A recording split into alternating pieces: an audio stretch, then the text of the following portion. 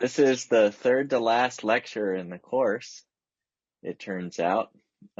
Second one on file systems, where we'll be diving into a few more details, a little bit more esoteric details of file systems.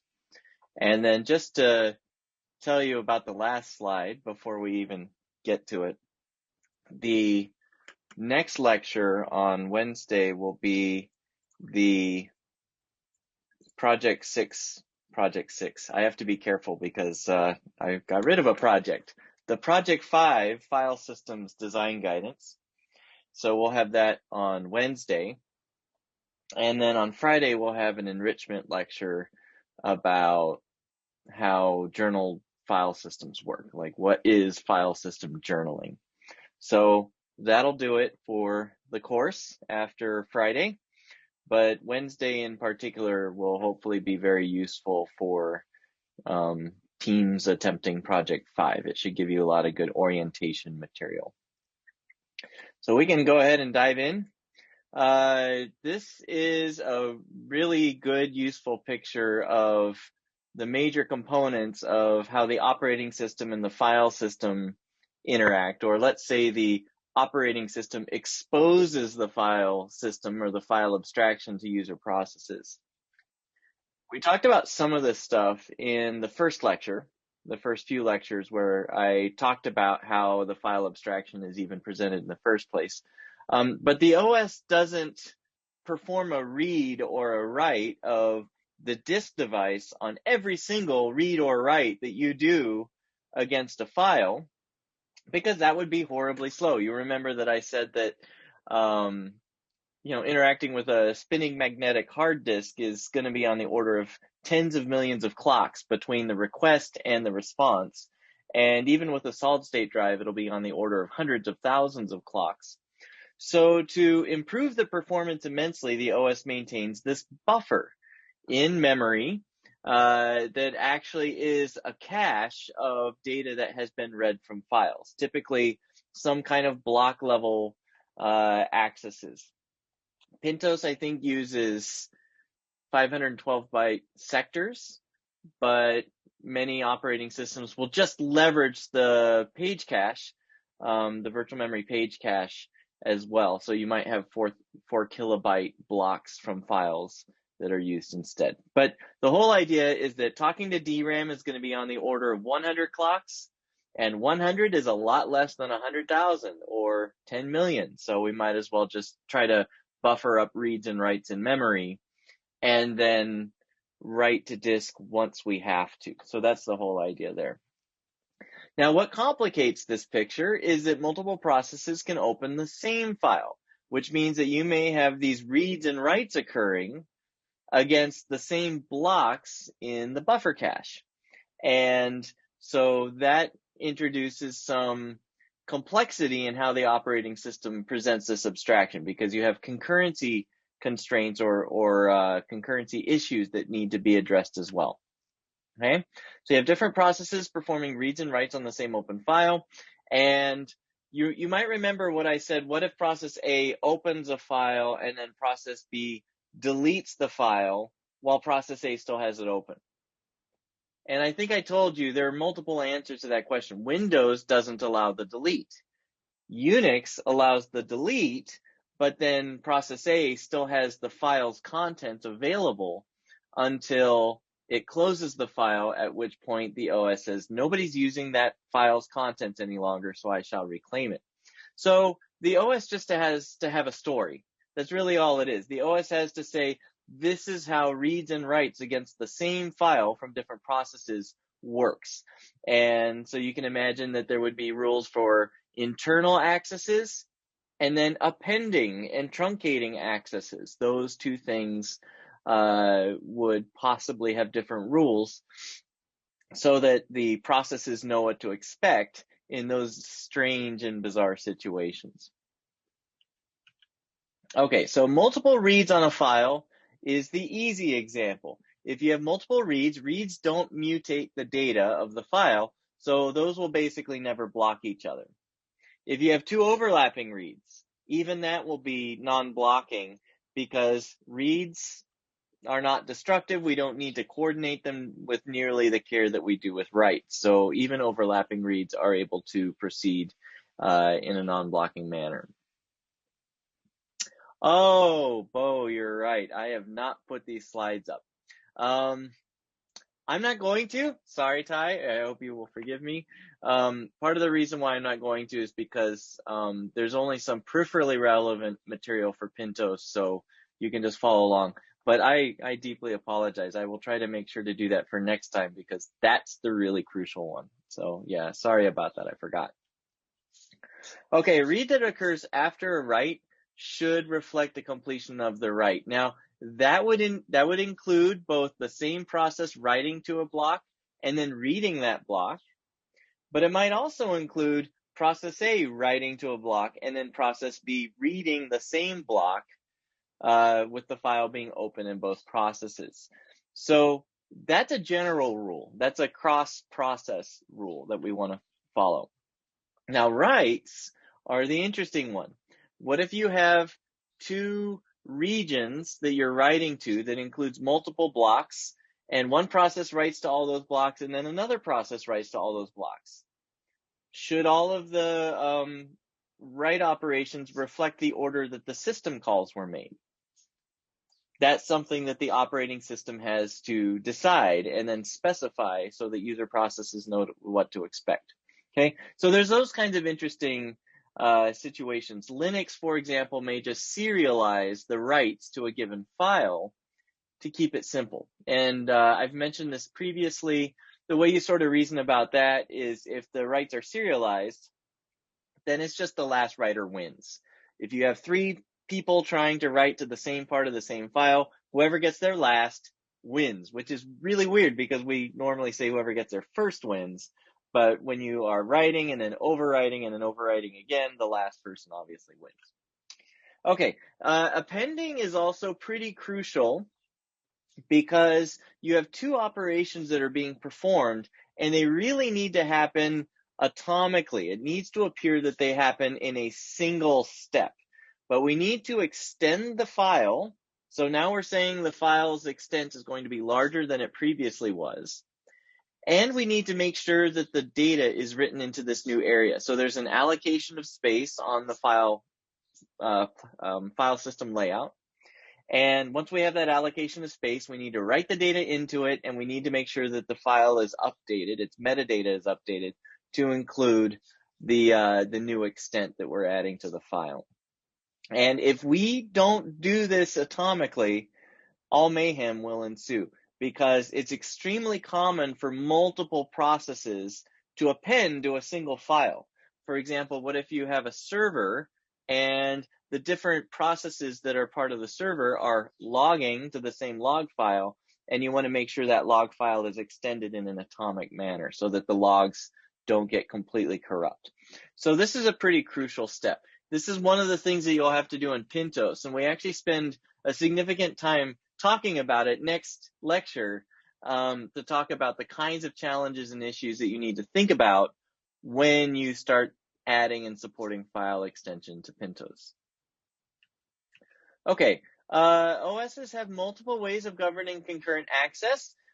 You can oftentimes lock an entire file so that the entire file's contents, regardless of, if two processes are working with different parts of the file, we don't care. We just lock the entire thing.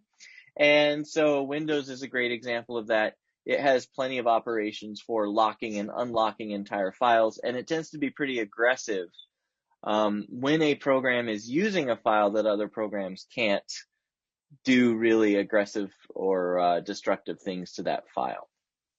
Okay, and so the OS will simply prevent these other operations. So it'll just return an error code in those kinds of scenarios.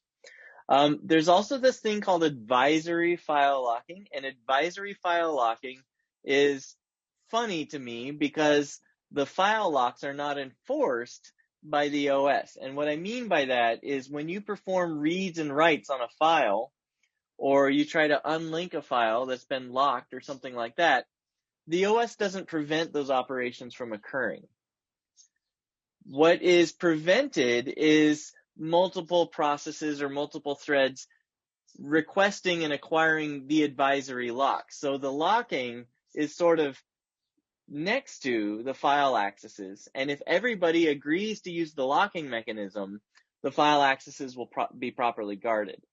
But if anybody decides that they just want to, let me see what I say here. If anybody wants to just do stuff against a file without using the advisory locking mechanism, they're allowed to do it. And so that's why we call it advisory. It doesn't actually prevent concurrent access. It's not forced. So there's this call flock, and that will allow you to acquire and release advisory locks on an entire file. Okay, and so if everybody's using flock, then flock will keep you from working with a file concurrent to someone else. But if you just decide to use the file without using flock, then that access is allowed. All right, lock F. So this is a confusing API design. You have flock and you also have lock F. So you can use lock F to lock a portion of a file as opposed to the entire file. And again, this is an advisory locking mechanism. Both of these use the Uber function fcontrol. Fcontrol is actually a super sophisticated system call that takes specific operation codes and other arguments and can do a million different things, including operations like duplicating file descriptors, setting other kinds of constraints, read-write constraints on file descriptors. Maybe you want to do non-blocking I/O on a file descriptor, or you want to turn off buffering or things like that. Fcontrol allows you to do all these different kinds of things. And then there are other operations that wrap calls to fcontrol. So it's a very sophisticated function. Yep, there you go. Duplicate a file descriptor, get and set control flags. You can turn on signals for I/O operations for specific scenarios, and there's a lot of other things you can do as well. You do have some non-standard support for mandatory file locking. Mandatory file locking is that the process read and write operations respect the locks that have been taken out. But you'll notice, as I say on the slide, Linux is an example of an OS that has mandatory file locking. You can lock a region of a file, and other reads or writes to that region will be blocked or will generate errors. But the problem is that this is not standard. We usually say this isn't POSIX standard, so you can't guarantee that the code that uses those operations will be portable across a large number of Unix systems. Like it may work on Linux, but not on Mac OS. And then you have to come up with some other way to do the same thing on Mac OS, and that is super irritating. Now, file deletion. This is an interesting one, because remember that I was mentioning last time that we tend to separate the directory structure and the actual file contents in the file system, which means that we have the directory entry pointing to the specific file's contents. So that's how we are able to do things like in this picture, where we have a directory B that points to a file C, and we can also have user2 point to the same file. So we can create hard links using this separation of directory entries from the file contents itself. And typically the way that the OS is implemented is that the file contents have a reference count that's stored on the disk, and if that every time you have a directory entry removed or unlinked from the file contents, that reference count gets decremented. And when the ref count hits 0, you know it's time to reclaim the file contents. And so you can imagine that in the context of crashes and other kinds of situations, the reference count could become incorrect. And so that's where scans, like there's this program called FSCK, which you've probably heard of on Unix systems. FSCK goes through and does a file system check of the directory structure, the metadata, all of these things. And sometimes it'll say, the reference count for this file is inaccurate, so I'm going to update it because there are fewer directory entries actually referencing the file contents than I thought there should be. So you'll have scenarios like that can occur. So the procedure is generally to remove the directory entry that references the file. And if there are no more hard links to the file, then you also reclaim the blocks of the file. Okay, so that's the process. And I want you to notice how I wrote this. Record that all the file's blocks are now available for other files to use. So if I delete a file, I don't actually do that much to the contents of the file itself. I may actually leave the contents mostly alone. They may be basically unchanged on the disk after I've deleted something, because the delete operation really primarily involves directory entries, clearing directory entries, removing directory entries, and then also saying the space previously occupied by this file is now available for other files to use. That's pretty crucial, okay? So one fallout, one consequence of this statement is that the file system has to have some way of recording what blocks are available for use when you create files, when you extend files, and so forth. And obviously that also gets updated when you truncate files or remove them. Okay, so we often call this thing a free space list, but there's a bunch of ways that this is represented. And one of the most common ways that it's represented is actually through bitmaps.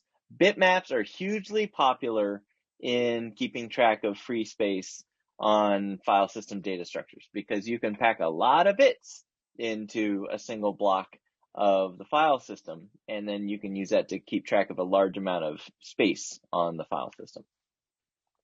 Now, some file systems have other ways of doing this. The FAT format has a pretty straightforward way of doing it. Basically, you just go in and mark that the entries in the file allocation table for a given file all get cleared out.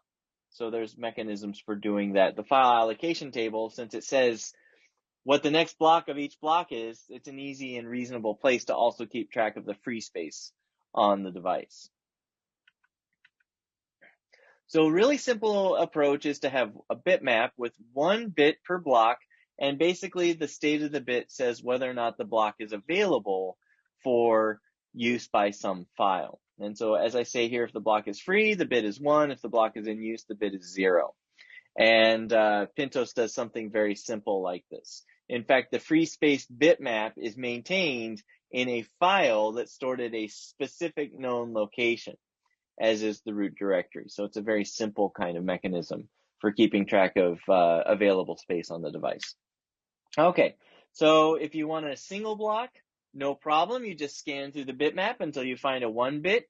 You set it to 0, and now you have your block allocated. The other nice thing is if you want to find a run of blocks, like you want to find 10 blocks or you want to find 50 blocks that are contiguous on the platter, then that also becomes pretty straightforward. And it tends to be that the bitmap scanning operations, I don't think this is true in Pintos, but in general, you can write very efficient mechanisms for scanning through bitmaps looking through a particular block size. So there's some very clever algorithms for doing this kind of stuff. And you can use lookup tables and a lot of other things to find the run of blocks that's the size that you need. Now, the bitmap does take up space, but since you have 1 bit, which is the smallest unit of storage on a computer, that's representing a whole block of data, it tends to be that the bitmap takes up a very small amount of the disk space in order to keep track of the free space. So this is one of the most efficient ways of doing it. And so you can imagine that it is a very common approach used in most operating system, file system implementations. So as I say here, a 4 kilobyte block can record the state of 32K blocks, because that's how many bits are in 4 kilobytes. So just 4,096 times 8, and you get 32,768. And if each block is 4 kilobytes, as I have here, then you can keep track of the free space of 128 megabytes. Okay, and that's with 1 block.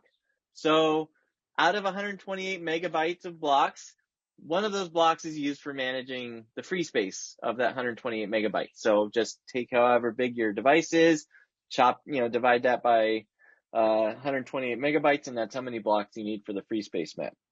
Not bad. That's really not bad at all. So a 1 terabyte disk, you'd need about 32 megs to record the free space bitmap for a 1 terabyte disk. So this hopefully also explains why when you format a device, when you format a disk, you format an SD card or something like that, I've got this thing is crazy, right? I mean, make sure I don't drop it into my drink. This little micro SD card is 128 gigs of storage because it's for my drone. And so, when you format a device like this, you lose some of the space for the formatting because the file system has to keep track of where there's available space, what files exist, directories take space, and so forth. So you have some overhead of imposing structure on that unstructured sea of bytes. So that's why you lose a little bit of space on formatting. Okay. Also, the file system may have a mechanism for free space management that isn't itself contiguous. Like the way I'm describing this, you can imagine, and this is the way Pintos works, you have a single free space map for the entire device. But it's also possible that given the file system layout, you may chop that space into regions, and each region has its own free space information. And that's the way that ext2 works, which is an older, very popular file system structure for Linux, and ext3 and ext4 derived from ext2. And so basically you would have these groups of blocks, and a group, one of the constraints of a group was that there is only one block needed for recording the free space map of that group of blocks. So, and then you'd have many groups, and those would be accessed in some higher structured way. Thankfully, you guys don't have to do all that. You just have to worry about files, and a lot of the other stuff is actually provided for you. So you have a very simple problem to solve in the implementation of Pintos. Now you can imagine other approaches. You could have a linked list of free blocks. I mean, you've got these available blocks. Why not have each block chained to the next block in the available block list? So you could do something like that. It would be easy to find an available block, but the challenge is finding a series of contiguous blocks. Because remember that if the logical and the physical ordering of the blocks don't match very closely, and you are stuck on older technology like an optical device or a tape or a hard disk, then the physical and logical layouts not matching will generate a lot of expensive seeks. Now, we don't care so much about solid state drives, but on those older devices, a lot of times you do want to be able to allocate a contiguous run of blocks.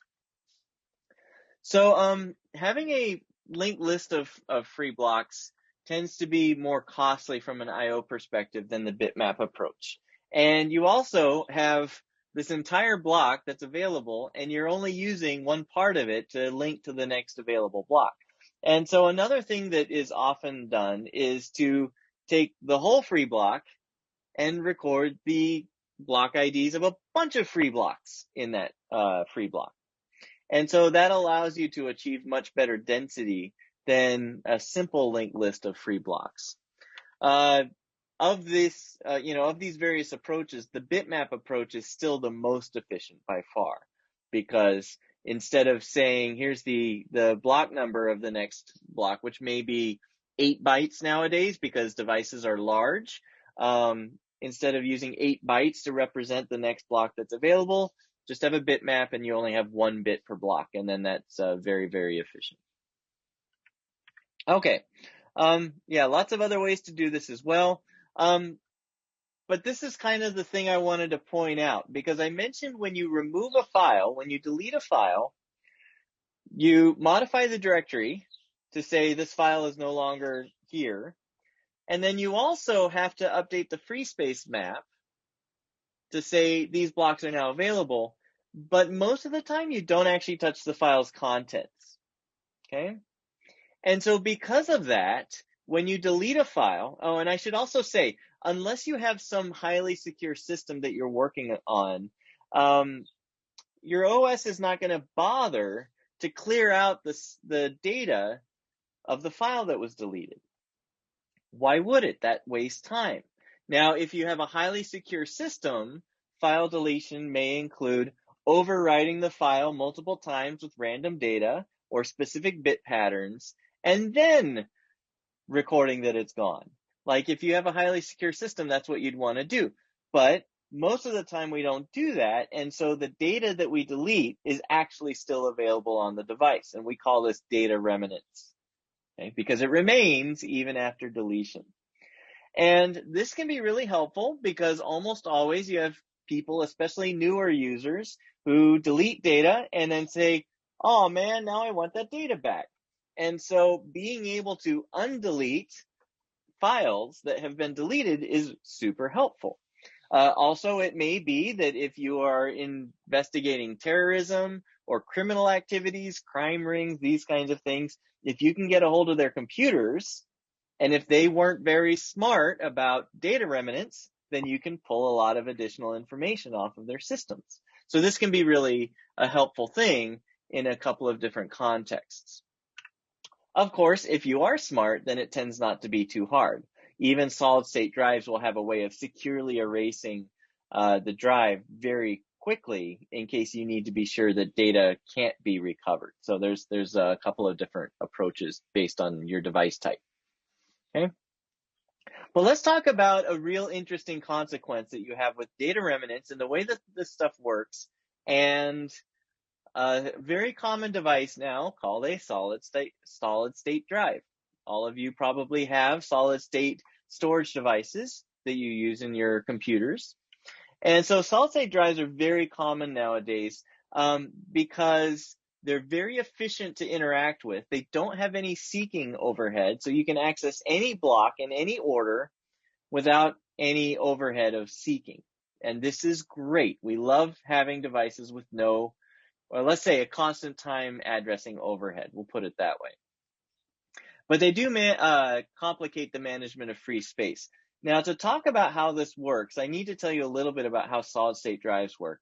They are block devices, just like a spinning magnetic disk. They don't have sectors on a platter or anything like that, but they have chips, and each chip has a particular block size that it's good at reading, and so they're all a fixed size. The issue is that you can only write to a block if it's currently empty. If a block has data in it, then you can't write to it without erasing it first. So you can only write to empty blocks. And furthermore, blocks can only be erased in much larger groups called erase blocks. And so while you can write to a single, let's say 4 kilobyte block on a solid state drive, you may need to erase 2 megabytes worth of blocks at once, or something like that. So it's an asymmetrical type operation. And this is one of the big differences between hard disks and solid state drives, is that hard disks allow you to overwrite the contents of a sector. Solid state devices don't allow you to overwrite the contents of a sector. You have to erase it in these erase blocks, and then you can rewrite to that cell. So let me explain a little bit more about the consequences of this. So yeah, the erase blocks are much larger than read-write blocks. And so you might write to an individual block, but you have to clear 128 blocks at a time or 256 blocks at a time or something much larger. And so the good situation is that you have some blocks available on the SSD. No problemo. In those cases, you just write to an empty block, your write is finished, okay? But if you are in a situation where the number of available blocks is getting low, now you need to start figuring out how to erase things without losing important data, because some of those blocks you may want to keep, and some of those blocks you may not mind losing. So this is the challenge of it. Okay, now this is complicated enough. Solid state drives are actually incredibly sophisticated. You see on the slide here that I have these are the sort of the blocks. So the gray boxes are read-write cells. So these are data cells. And then we have a really simple solid state drive where groups of 4 data cells form an erase block. So the red box here is an erase block, okay? And then coming into the solid state drive, so we're accessing the device, all accesses go through this thing called a flash translation layer. And the flash translation layer takes a device level logical block number and translates it into an access of the specific memory cell. Now, I kind of skipped over this part of the lecture sequence because it wasn't relevant for any project because we dropped out project 2. But in that part of the course, I explained that the way that current block devices are accessed is it's just a logical block number from the very first block on the device, which is block 0. So I want to access block 54. I want to access block 391. I want to access whatever, right? So the device itself knows how to take that logical block number and access the physical location on the device where that data is stored. Now, the magic of solid state drives is that where a particular logical block is stored can change over time for reasons you're about to see. And so that's what this flash translation layer does. It's like a map or a hash table that takes a logical block number and says, this is the bucket that this logical block number is stored in. And it can change that mapping over time based on interactions with the device. Okay, so a file is written to the solid state drive. It has to be stored in empty cells. I already said that. So the way that this picture is, the intent that I have behind this picture is you have file 1, F1, and it has 3 blocks, F1.1, F1.2, F1.3. So 3 blocks in that order. File 2 has 2 blocks, 2.1 and 2.2. File 3 has 4 blocks, 3.1, 3.2, 3.3, and 3.4. Okay? Now let's say that the files were created, so they all went into empty blocks. No problem there. Now if I want to overwrite a part of this file, and the example here is that block 2 of F1, so that's this one right here, F1.2 is going to be overwritten. Let's say I'm writing code for an operating system that I'm trying to turn in, and I edit some code and then I save the file. So I'm overwriting a portion of the file. Well, what the solid state drive has to do is instead of replacing the contents of the block, it says that block is no longer in use, and it performs the write against a new block, just like this. So I used to have F1.2 here. Now I have F1.2 prime, and it's in a different physical location, and the flash translation layer is updated with the new logical address of where this block is located. I hope I said that right. The logical address now maps to a new physical location on the solid state drive. Everybody got that? There's this really clever little game going on under the hood when you interact with a solid state drive.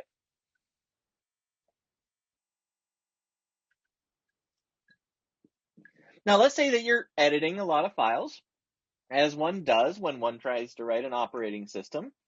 So you're editing this file, you're editing that file, you're editing the other file. Well, what the solid state drive ends up with is a lot of blocks that are marked old because they're no longer being used. Some subsequent write occurred to that portion of the file, or let's say that portion of the device, because the device doesn't know what file system is being used. And so then you have subsequent accesses. So F1.1 prime, F1.2 got written, and so we had F1.2 prime. There was a second write to it. Now we have F1.2 double prime. Okay? So we have to reclaim blocks, and we can only do that by erasing an entire erase block all at once. Now you might go through this and say, hey, look, all of these data cells in my erase block are marked old. so I can reclaim the entire erase block in one shot. So we issue an erase on that particular erase block, and now magically we have new cells we can write into, so that a subsequent write can actually go into the a newly available data cell. Is everybody following? I hope everybody's following. It's a strange universe to live in with these solid state drives. And remember, this is much harder. This doesn't occur very often, because instead of just having 4 data cells in an erase block, you have 128 or you have 256. Do you sometimes end up with situations where not all the cells in the erase block are old and ready to be erased? So let's say we have this situation and the solid state drive is trying to be proactive about making more data cells available. And so what it can do is decide that an erase block has enough cells that are marked old that it's going to go ahead and erase it anyway. Now, what you'll notice here is that F3.1 prime and F3.4 prime are still in this erase block. So we still have parts of F3 in this block and we want to preserve it. So what does the SSD do? Well, it goes ahead and relocates those data cells' contents to available cells. So now the entire erase block can be erased. And you end up, so before we had, imagine before the beginning of this slide, we had 3 cells available. We're going to erase this erase block. We have 2 old cells. So after this, we should end up with 5 cells. So 3 plus 2 is 5. Donnie could do basic math. We have 1 left over in this erase block, and we have 4 now in the new erase block that we cleared. Okay? But you'll notice that we're moving data inside the solid state drive. The flash translation layer is updated to say, it used to say that if you wanted to access F3.1 prime, you go to that right cell, but then the flash translation layer is updated so that it'll go to the new cell. So this is an issue, I should say. The solid state drive has to preserve whatever it doesn't know it can throw away. If it doesn't know it can throw it away, it must preserve it. And so sometimes writing to an SSD generates additional writes inside the SSD, and we call that write amplification. And this was a major problem when solid state devices were first introduced into the market, because the device manufacturers hadn't provided a way of dealing with this, and operating system implementers didn't have any solutions to deal with this problem. And so the longer you used your solid state device, the slower and slower it would get, because write amplification would get worse and worse. And so a lot of times people, the early adopters of these SSDs, would just completely reformat the solid state drive and put the data back on it, and then it would be fast again. It would start to get slower and slower over time because of write amplification. Okay, so there's a couple of aspects of this. One is, since we're doing writes everywhere, there is a limited number of erase cycles you have. I'm going to guess it's like 50,000 erase cycles or something like that. You can look at what modern devices are. The drive is designed so that it should last at least 5 years of consistent use. That tends to be the time frame that spinning magnetic disks successfully survive. That's on average, because they vary. There's this thing called a bathtub curve, in fact, where hard disks, like, there's a bunch of them that fail early, and then if they don't fail early, they last a nice long time, and then they start failing again after a certain amount of time has passed. 5 years is pretty typical target. So solid state drives aim for that same kind of target. So let me actually hide that. What I want to mention is that the solid state drive will try to put data that doesn't change often into cells that have been through more erase cycles.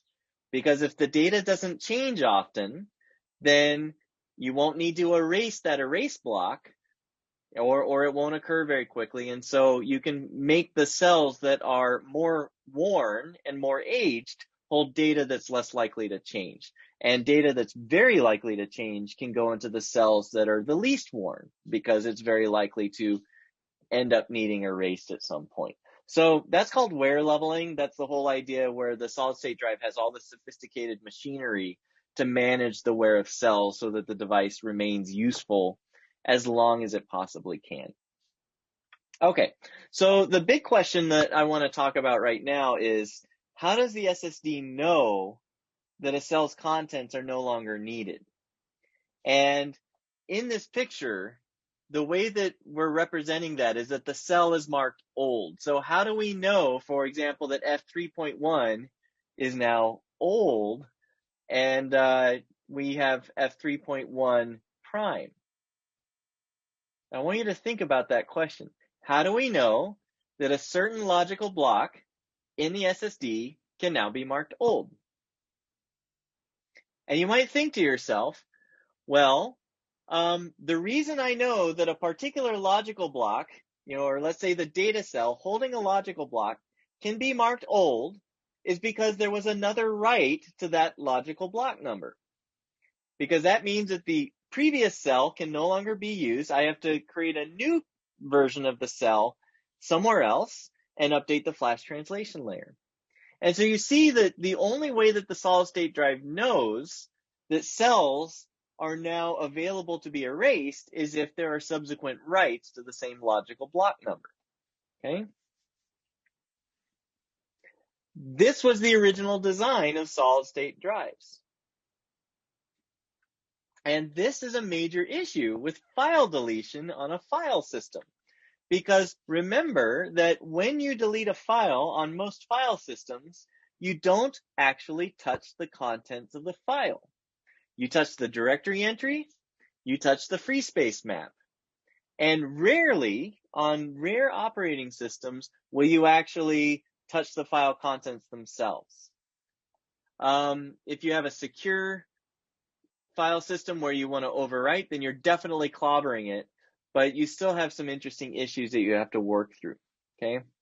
And like I say on the slide, the reason why file systems don't touch the contents of the files is because writing to the storage device is slow, and so why would it want to go and overwrite the contents of the file? Okay, so we're going to try to be efficient by leaving the contents. We're just going to update the accessing mechanisms to say this file is no longer in existence. Okay, so we delete file F3. What happens? Well, we have F3.1 prime, F3.2, 3.3, and F3.4 prime. Those blocks, as far as the SSD knows, are still in use, even though the directory entries no longer reference file 3, and the free space map says those blocks are available for something else. Okay, so this is the issue with write amplification. The solid state drive doesn't know that those blocks can be thrown away. That was the issue that occurred very early on in the introduction to solid state drives. Now, the way that this is dealt with, the solution that was proposed for dealing with this problem is we simply need a mechanism to tell the solid state drive these logical block numbers are no longer necessary to preserve. And so there was a special command introduced called trim, which is not an acronym. It's just the operation is called trim. And the trim operation would allow the OS to say, you can stop preserving these blocks. So in the case of deleting the file 3, a trim operation could be issued to the solid state drive saying, you no longer have to preserve this logical block number, you don't have to preserve this logical block number, or these logical block numbers. So the solid state drive could in effect go in and say old on all the blocks that are no longer in use because the trim command said these are being discarded. So the file system finishes with certain logical blocks. It can issue a trim command to tell the SSD that those blocks can now be discarded.